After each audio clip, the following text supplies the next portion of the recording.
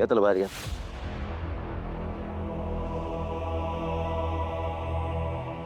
आठवतंय का काही?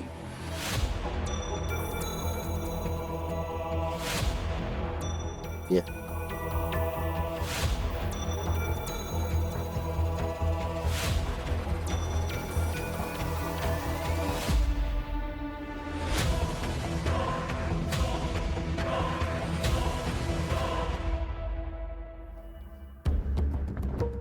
आठवतंय का हे घर कोणाचं आहे? आजी आठवते का? तुमचा बिझनेस होता तुपाचा. याच ठिकाणी तत्वदर्शनी वाटतं, याला काही आठवत नाही. याला आत घ्या.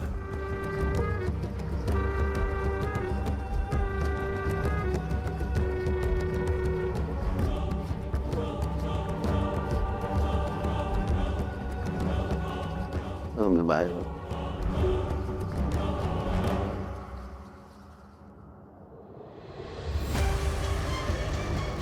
याला पूर्ण वेळ अटेंड करणं आपल्याला काही शक्य होणार नाही.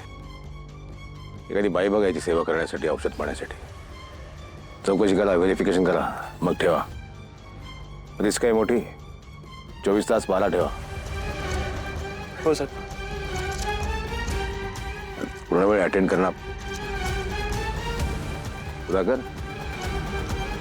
साहेब, साकेतच्या जीवाला हॉस्पिटलमध्ये पण धोका होता. पोलीस बंदोबस्तात. मग आता तर जास्त असणार साहेब. आर्याताई घरी असताना त्यांच्यावर हल्ला करायचा प्रयत्न झाला. साहेब, मला असं वाटतं साकेतवर पण परत हल्ला होऊ शकतो. आपण लय मोठी रिस्क घेतोय साहेब. आपण काय चुकीचं तर नाही ना करते? नाही, रिस्क तर आहेच आहे, पण ती घ्यावी लागणार. पण काल याच्यावर हल्ला झाला तर पुन्हा होऊ शकतो. म्हणजे मारेकऱ्याला माहिती आहे तू इथेच आहे आणि तू मारेकरी गावातला असेल, त्यामुळे तू पुन्हा हल्ला करायचा प्रयत्न करणार. काल आपण परतवला, यावेळेस तू सापडला पाहिजे. आणि याची ही अवस्था कशी झाली, आर्या कुठे आहे, तिचं काय ठाव ठिकाण आहे, या सगळ्या प्रश्नांची उत्तर याच्याकडे.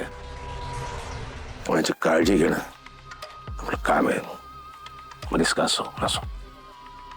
हो साहेब.